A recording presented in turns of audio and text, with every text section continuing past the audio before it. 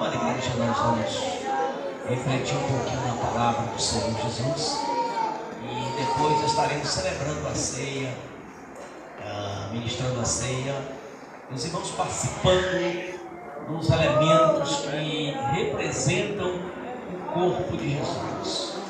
O vinho representando o sangue de Jesus, o pão representando a carne de Jesus. E o Senhor, Ele passou uma ordenança, um mandamento, de que nós devemos, em um dos cultos, quando reunimos, celebrar a ceia do Senhor Jesus. E nós, a igreja do Senhor, ela decidiu que um dos cultos que ela realizasse seria chamado culto de Santa Ceia, pois é o culto onde se celebra a ceia do Senhor. Glória a Deus. E o Senhor disse, sempre que se reunisse nesse propósito de celebrar a ceia do Senhor, neste culto para celebrar a ceia do Senhor, fizesse em memória, entendendo que o ato que Jesus fez passou a ser um memorial, um fato, uma ação, uma data que marca e que deve ser lembrado, prestigiado, respeitado, valorizado e celebrado, acima de tudo celebrado. Celebração é uma palavra bonita, não é? Eu gosto de pronunciar a palavra celebração. Eu sou muito apaixonado por essa palavra. Desde que eu ouvi essa palavra pela primeira vez, essa palavra, ela me prendeu, ela me despertou assim, um interesse muito grande e um prazer em pronunciar celebração. Como é bonito, como é gostoso. E quando essa palavra ela está direcionada à festa para o Senhor, é mais gostoso de pronunciar. E mais gostoso de pronunciar é fazer a celebração, é agir, é ter o ato da celebração. É o que nós estamos fazendo nessa noite. Glória a Deus. Estava só observando aqui, irmão, quem é que ia ganhar o galardão de hoje. E galardão de Deus. Eu digo, eu vou pedir, mas eu vou deixar saber quem que vai ganhar o galardão de hoje. O galardão de hoje de Deus vai para o Osmar. Glória a Deus. Porque o Senhor Jesus disse que aquele que der um copo de água fria a um dos pequeninos dele não fica sem o galardão. Então a gente vai receber o galardão. É promessa de Jesus, não é minha não. Então vai receber, né? Glória a Deus. Tem dia que é o irmão Guilhermano, né?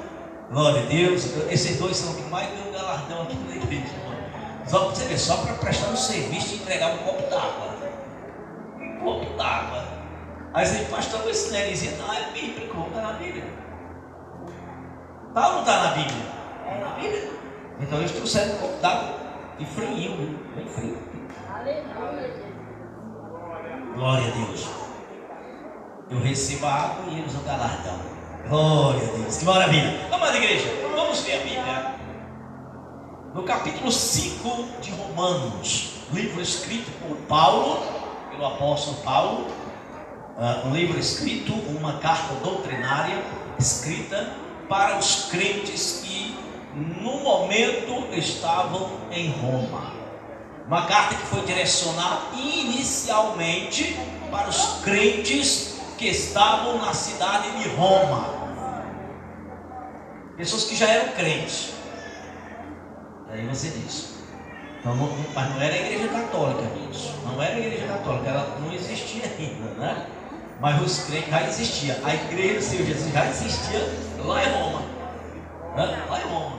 A igreja católica veio surgir já depois, quando o imperador Teodócio decidiu que a igreja, que o cristianismo deveria ser intitulado como Igreja Católica Apostólica Romana.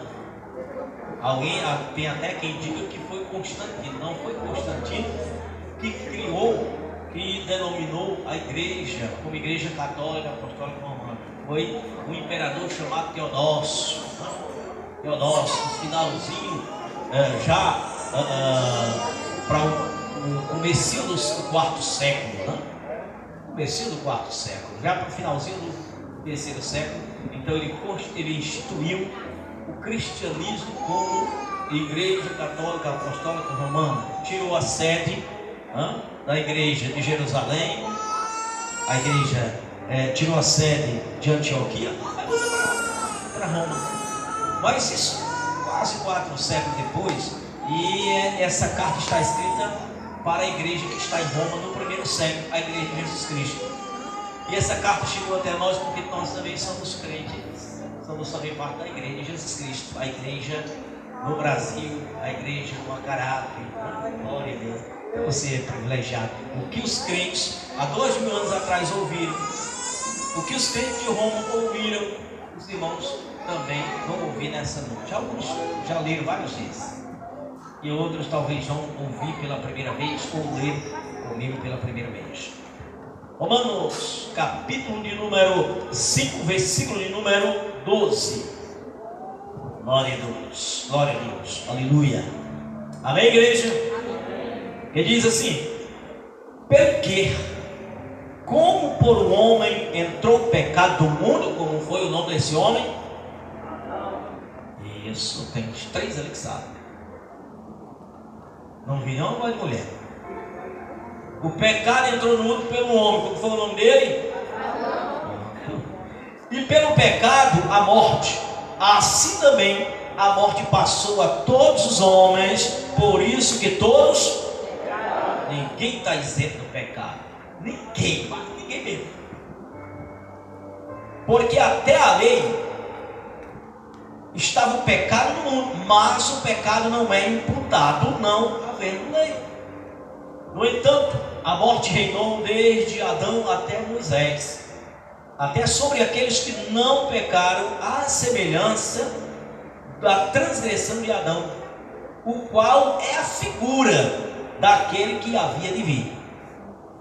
Mas não é assim o dom gratuito como a ofensa, porque se pela ofensa de um, que é Adão, morreram muitos, muito mais a graça de Deus, que é o dom pela graça, que é de um só homem, Jesus Cristo, abundou sobre muitos.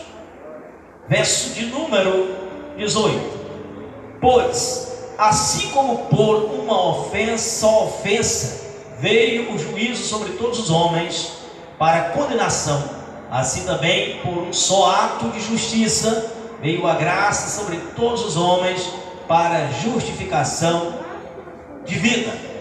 Agora eu quero que os irmãos leia comigo o versículo de número 20. Veio porém a lei para que a ofensa abundasse, mas onde o pecado abundou, superabundou a graça, porque assim como o pecado reinou na morte, também a graça reinasse pela justiça para a vida eterna por Jesus Cristo nosso Senhor. A igreja, podeis sentar em o nome de Jesus. Glória a Deus. Aleluia. Como nós estamos para celebrar a ceia do Senhor, e a ceia é justamente o ato que nos faz entender como que Jesus morreu e por que ele morreu, como que foi essa morte, como que foi esse derramamento de sangue. Aí nós entendemos o porquê, foi por causa dos pecados. Então nós temos que entender também como é que chegou esse pecado. Por que precisa de perdão? Porque existe culpa, porque existe pecado, agressão, porque existe ofensa contra Deus. Por que Deus precisa perdoar os seres humanos? Ou por que Deus quer perdoar? Porque nós ofendemos a Deus, nós atacamos a Deus, nós agredimos a Deus, nós nos tornamos adversários de Deus por causa do pecado. Nós tivemos uma separação da presença de Deus, que é a separação da glória de Deus por causa do pecado. A Bíblia diz que o pecado ele é como uma muralha que separa alguém de alguém. É como uma muralha gigante, alta, intransponível, que separa pessoas ou seres que tinham comunhão e que viviam juntas, unidas. Ao pecado faz a separação. A partir do momento que o ser humano pecou contra Deus, criou-se essa barreira, esse obstáculo. O homem foi lançado para fora. Quando vocês leem o livro de Gênesis, lá depois que o homem peca, o que é que vocês encontram escrito? Que Deus lançou o homem fora do jardim novo. Separou o homem de Deus. Jardim, irmão, é um local da presença de Deus. Jardim é o local da glória de Deus. É o local da comunhão com Deus. É o local do convívio com Deus. Éden, jardim, paraíso, representa isso. Representa um lugar onde Deus está presente e em comunhão com a criatura que Ele amara de fazer, que foram os seres humanos. Então a comunhão com Deus estava ali dentro. A presença de Deus ali, a glória de Deus. O pecado aconteceu, então Deus expulsou o homem da sua presença. Porque Deus é tão puro, tão perfeito, que não tem como ter comunhão com o pecado. Deus não pode ter comunhão com o pecado. Porque Deus é tão puro, tão santo, que é inconcebível Ele se relacionar com o pecado. E a partir do momento que o homem pecou, para Deus se relacionar com esse homem, Ele estaria se relacionando com o pecado. Então Deus o expulsou do jardim do Éden. Mas Ele fez uma promessa de que um dia resgataria a sua criação, a humanidade, por meio do homem que Ele haveria de constituir e vir. Esse homem nada mais, nada menos seria o seu filho, o Verbo que se fez carne, a segunda pessoa da Trindade, que ao vir a este mundo foi nomeado de Jesus. Jesus, que significa o Senhor é salvação, ou o Senhor salva, que lá no hebraico é Josué. Cristo, ungido, escolhido, por isso que é dito Jesus Cristo, ungido, escolhido, o Salvador. Por isso que Jesus é Salvador, porque o nome Jesus traz esse significado de salvação. Então Ele é Salvador. Jesus, Salvador. Jesus, salvação. Cristo, o escolhido para trazer salvação. Simples. Está aqui o texto explicando como que o pecado entrou no mundo pelo primeiro homem criado, e o nome dele era Adão. Adão cometeu o pecado, e esse pecado passou a contaminar toda a raça humana. Aí as pessoas, elas nascem envolvidas com o pecado. Por quê? Porque essa raça humana não está em comunhão com Deus, ela não está na presença de Deus. E quando o ser humano não está na presença de Deus, ele não tem temor de Deus, ele não tem respeito por Deus, ele não tem sede por Deus, ele não tem prazer de fazer o que é espiritual. Ele está à mercê da carne, ele está à mercê apenas das vontades da carne, dos prazeres da carne, e consequentemente o pecado reina ali facilmente. Todo crente, mesmo sendo crente, mas se ele for carnal, o que ele mais faz é pecar. O que ele mais faz é desagradar a Deus. Se o crente for natural, ele não entende nada de Deus. E se o crente for espiritual, pensa que o mundo aborrece, pensa que o diabo fica perturbado. Mas os céus se alegram, porque Deus tem comunhão com o crente espiritual. O crente espiritual é o crente liberto. O crente espiritual é o crente santificado. O crente espiritual é aquele que não se envolve com os prazeres da carne. O crente espiritual é aquele que não é vencido pelo prazer da carne. Ele tem um compromisso prioritário com o Senhor. Ele tem um compromisso prioritário com o espiritual. O crente espiritual, ele não reclama da palavra de Deus de nada, ele não reclama de Deus de nada. O crente espiritual não discorda da Bíblia de nada. O crente carnal não entende a Bíblia em nada. Aliás, o crente natural não entende a Bíblia em nada.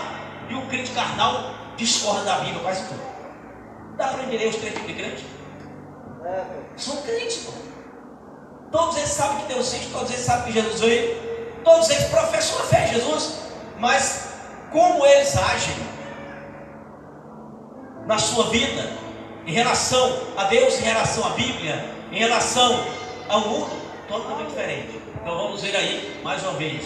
E cada um faz aí a análise como é a sua, que tipo de crente é você. Crente natural não tem experiência com Deus, mas ele professa fé em Deus.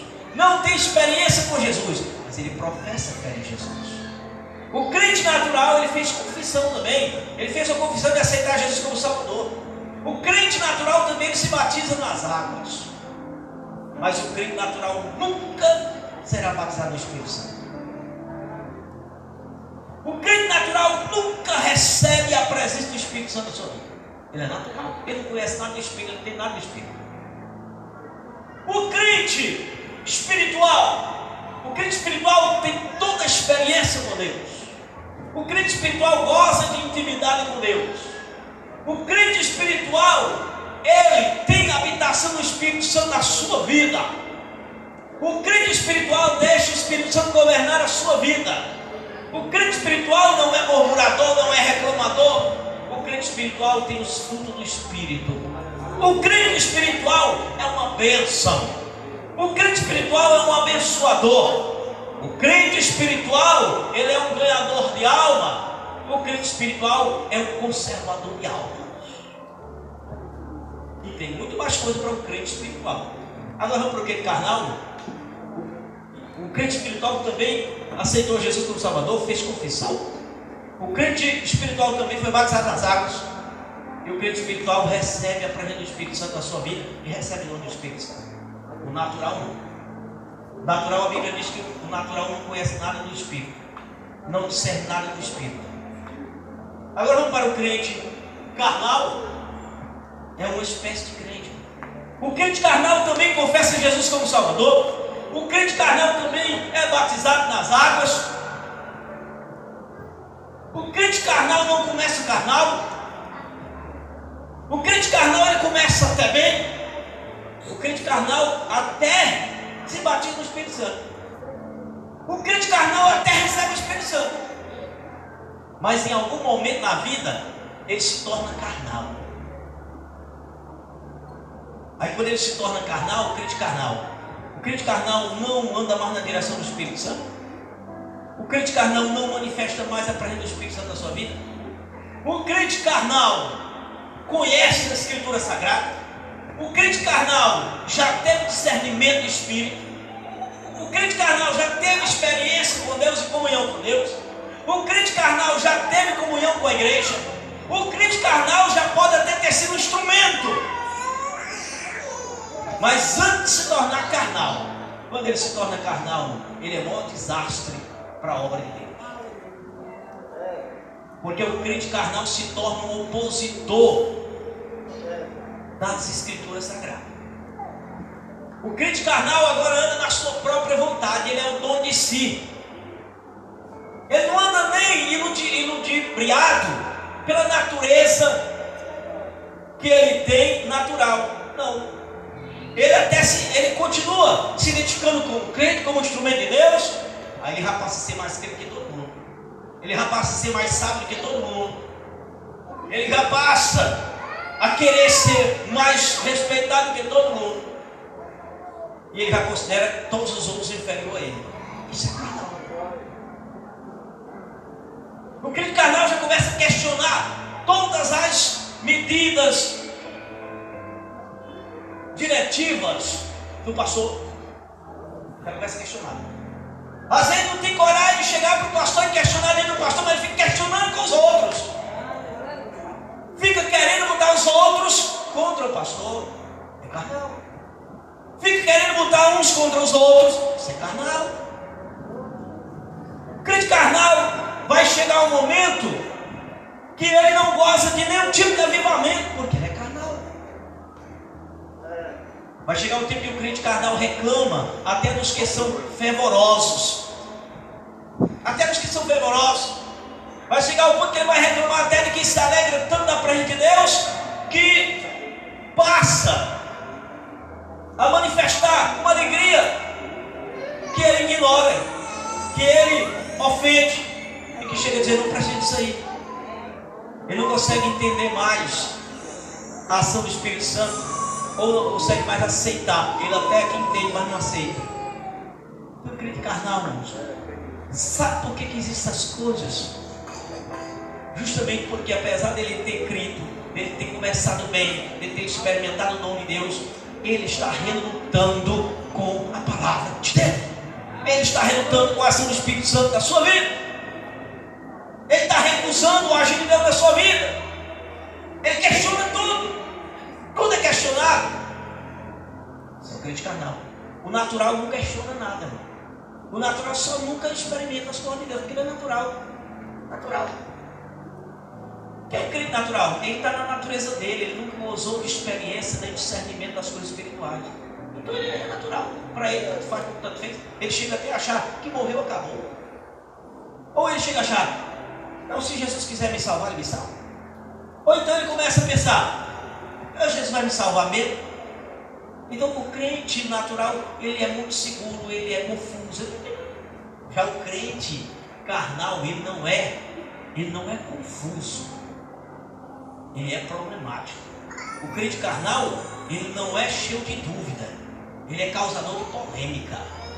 O crente carnal, ele não é sem entendimento. Ele é causador de discórdia. Isso é o carnal. O crente carnal não soma, ele não junta. O crente carnal, ele tenta espalhar. O crente carnal não tem alegria na alma. O crente carnal é uma pessoa deprimida. O natural não tem alegria, mas é natural. Ele não tem depressões por dar das coisas. Já o crente carnal, ele vive deprimido. E quanto mais ele age, mais ele vai ser isolado dos outros. O crente carnal não quer ser isolado, presta atenção. O crente carnal, ele não quer ser isolado, ele quer estar no meio. Só que ele quer ser a peça-chave. Ele quer ser o atrativo. Esse é o crente carnal. Ele quer ser o atrativo, mas ele quer estar no meio. Ele quer que tenha muito mais gente ali, onde ele possa estar no meio. Só, irmão, que o crente carnal vai chegar um dia que ele vai ficar só. O crente carnal termina só. E se a graça de Deus permanecer sobre ele, pode ser que ele ainda se arrependa no finalzinho da vida. Depois de muita amargura, de muita depressão, de muita angústia na vida. Mas o crente carnal, as suas atitudes, ela vai irritando os outros, ela vai desagradando os outros, e os outros vão aí, E o crente carnal, ele não só é complicado com os crentes dentro da igreja, ele é complicado onde ele está. Ele é complicado no trabalho dele, ele é complicado onde ele vai. Porque a carnalidade, as obras da carne, que tornam a carnalidade, vai tomar conta dele. O crente carnal se descobre. Dê uma olhada nele que você vai encontrar as obras da carne que em Gálatas capítulo 5 está aqui. Se encontrar em algum crente 2 ou 3 obras da carne, você já sabe que você vai encontrar mais. Ele é carnal. O crente carnal, ele está reprovado por Deus, mas ele quer estar na igreja. Ele não toma decisão de sair. O natural que ele faz, está contado. Às vezes, irmão, o crente carnal, ele é mais frequente a culto do que alguns espirituais. Porque tem crente espiritual que ele é espiritual, mas ele está frio. Cuidado que não basta ser espiritual. Se esfriar, pouco prazer tem que estar na igreja. A pessoa não tem muito prazer em estar na igreja. Ele é espiritual, não causa problema e nada. Ele apenas está criando dificuldade para ele mesmo. E quando o crente espiritual esfria, carnal é mais atuante do que ele, mais frequente do que ele, mais participante do que ele. Só que o crente espiritual, quando esfria, ele não atrapalha em nada. Ele só não ajuda. Ele não atrapalha. Mas o carnal só atrapalha, não ajuda em nada. O crente carnal não ajuda em nada. E tudo aconteceu por causa do pecado. Mas Cristo veio para salvar. A questão é que a salvação, ela é por meio da pregação, da palavra. É onde você chega ao conhecimento da verdade, ao conhecimento do autor da salvação, que é Cristo Jesus. E quando você dá ouvido à pregação e você vai crendo, o Espírito vai agindo, vai trabalhando. A pouco tem um dia, o Espírito te convencer que é preciso aceitar a Jesus para ser salvo. A pessoa não confessa. Só que o Espírito Santo precisa continuar atuando. Se quando aceita Jesus, deixa o Espírito Santo tomar conta, o Espírito Santo passa a habitar, dali a pessoa já dá os primeiros passos para ser um crente espiritual. Ele já começa a trilhar a caminhada do crente espiritual. Ah, pastor, e o natural? O natural nunca deixa o Espírito entrar. Ele frequenta a igreja. É tão natural que você olha para ele, ele não tem nada de espiritual. A pessoa até tranquila, decente, comportadinho, mas quando você olha, isso não tem nada do Espírito Santo. Essa pessoa não tem nada do Espírito Santo. Tem um avivamento do Espírito Santo, tem um gosto do Espírito Santo, tem alegria do Espírito Santo. É natural. Ele está movido apenas pelas coisas naturais da igreja. Tem uma festa, ele está movido pela festa. Tem um congresso, ele está movido pelo congresso. A igreja vai para um evento fora, ele está lá, alegrezinho pelo momento, pelos movimentos, mas ele não tem uma raiz espiritual. Já o crente, quando ele se converte a Cristo, que o Espírito entra, ele começa a trilhar o caminho espiritual. A questão é se tornar carnal, que é um perigo. O carnal só se torna carnal se ele começou os passos espirituais. Aí onde ele começa, vai num dado momento na vida, ele já começa a rejeitar, ele já começa a discordar. Ah, mas eu não concordo com isso. Ninguém é obrigado a concordar, mas você não pode discordar da Bíblia. O crente carnal discorda da palavra de Deus, irmãos.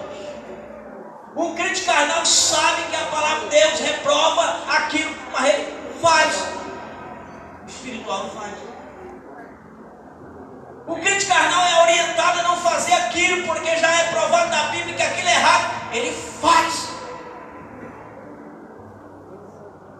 Irmãos, eu estou usando sempre no plural, porque os artigos, os pronomes no plural, ele já é neutro. Aliás, no masculino, estou usando o masculino porque os pronomes masculinos já é neutro. Não precisa desse negócio de estar usando ele ou ela. Quando eu digo crente, está incluindo macho e fêmea, mulher e homem. O que é se tornar um crente carnal? É ele parar a carreira do crescimento espiritual, é ele estagnar. E quando é que estagna? Quando ele começa a discordar, aí já não tem mais prazer de ir à frente. Já lê a Bíblia pelo avesso, já lê a Bíblia fazendo uma interpretação dentro do gosto da sua própria vontade. A Bíblia diz isso aqui, não, isso aqui foi lá para o tempo passado. Ainda tem um jeitinho muito bom de dizer, isso aqui foi lá para o tempo passado. Ah, isso aqui foi lá para o tempo da lei. Está entendendo? Ah, mas nós estamos nos tempos modernos, né? A Bíblia foi escrita lá no tempo arcaico. Irmão, você é viva. A Bíblia é a palavra viva de Deus que envelhece. O que Deus taxou, determinou como pecado no passado, é pecado no presente, igreja.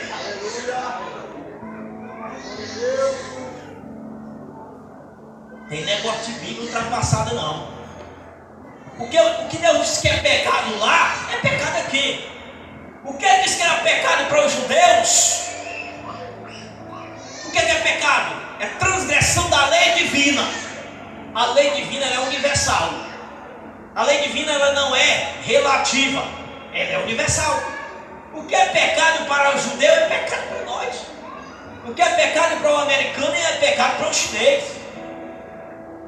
O que é pecado para a pessoa da pele branca é pecado para a pessoa da pele negra.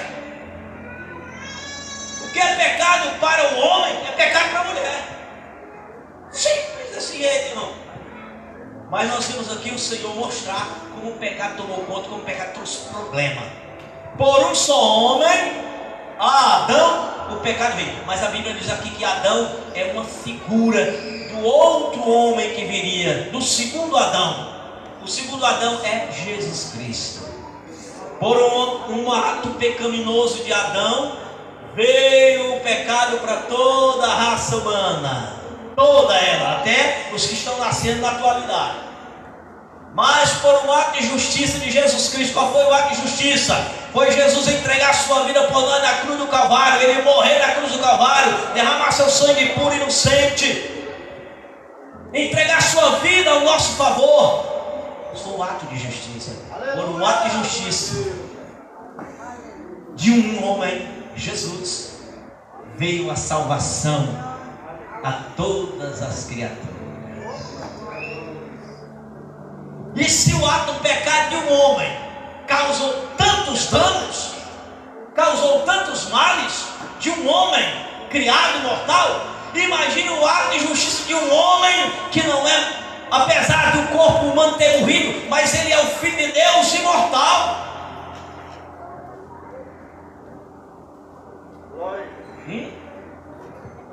Ele é um ser indestrutível. Quando Jesus se permitiu morrer, ele se permitiu morrer. Quando aqueles inimigos pensaram que tinham destruído, derrotado um homem chamado Jesus, que se dizia rei dos judeus, e que tinha milhares de simpatizantes na terra de Israel, e que esses simpatizantes estavam fazendo uma revolução benéfica na nação, os inimigos pensaram que tinha destruído. Pilatos pensava que ele tinha destruído. Herodes pensava que ele tinha sido destruído.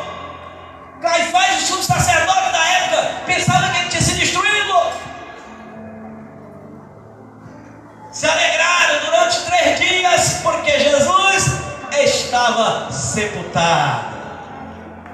Porque o corpo de Jesus estava sepultado, mas a pessoa, o verbo, não estava inutilizado, imobilizado, paralisado e sem atividade. Enquanto o corpo de Jesus repousava no túmulo, ele, o seu espírito, a sua natureza divina estava em plena ação.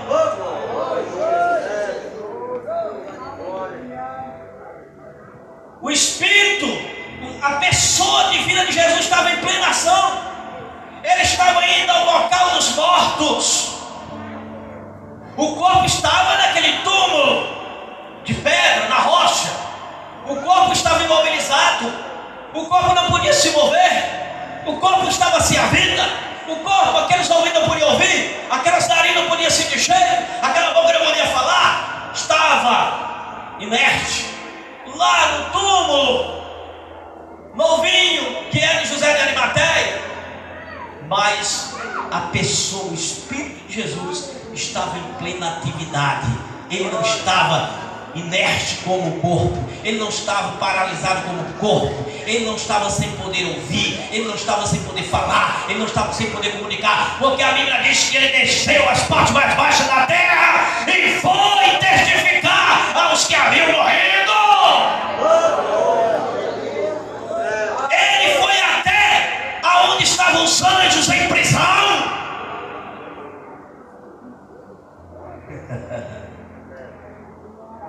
Ele foi até o seio de Abraão. Venha cá, meus filhos.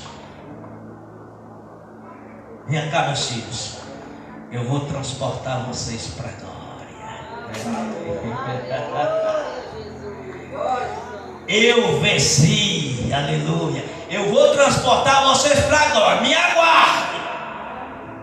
Me aguarde, que eu vou transportar vocês para a glória. Deixou todo mundo avisado. Os ímpios que morreram crendo, vocês vão ser lançados no inferno. E os que morreram crendo, esperando a promessa, crente como Abraão, estava no seio de Abraão, vocês me aguardem, que falta um pouquinho de tempo para não levar você para a glória. Mas eu já estou avisando de outro irmão que está tudo resolvido. Está tudo resolvido. Já venci o diabo, já venci o pecado. Agora 3 dias Jesus atuando, trabalhando, ele fazendo uma obra no campo do oculto, no campo do mundo do espiritual, no campo do mundo da eternidade. Terminado isso, Jesus volta para o campo do mundo natural, do mundo limitado. Como é isso, igreja? Ele volta para o corpo, ressuscita ao terceiro dia. Quando ele ressuscita, ele agora vence a morte. Só falta eu vencer a morte, eu vou já. Aí ele volta, toma o corpo, retoma o corpo, ressuscita, vence a morte, transporta o cativeiro, leva cativo e transporta para o paraíso. Agora não é mais ser de Abraão, agora é paraíso. Porque a Bíblia diz que quando ele ressuscitou, muitos corpos de santo que não viram não podem ressuscitar. Mas em Efésios diz que ele subindo ao alto levou o cativo no cativeiro. E aos homens que ficaram, olha que maravilha, ele deu dons. Deu dons. Dons para quê? Para operar, para trabalhar com o poder e a autoridade dele aqui na terra. Cheios do Espírito Santo, testificar, pregar, evangelizar, expulsar demônio, curar os enfermos, até ressuscitar mortos. Poder para que a igreja do Senhor ela crescesse e essa graça arrastasse de volta os perdidos, os pecadores, aqueles que foram separados da glória de Deus, trazer de volta para a sua glória. Irmãos, hoje nós estamos na presença da glória de Deus. Pastor, mas o paraíso não ficava lá na Mesopotâmia, entre os rios Tigre e Eufrates? É verdade que a área física do paraíso era ali. Mas agora nós estamos diante da glória de Deus, que ela não está restrita àquele pequeno trecho da área, o núcleo da terra, o centro da terra, que era no começo. A glória de Deus, ela tomou conta do mundo. A glória de Deus tomou conta da terra. A glória de Deus está em toda parte. E a glória de Deus está com aqueles que se reconciliaram com Ele, que receberam a renovação dEle, que receberam a transformação dEle, e foram perdoados graciosamente pela bondade do Senhor Jesus. Então, irmãos, a glória de Deus está conosco.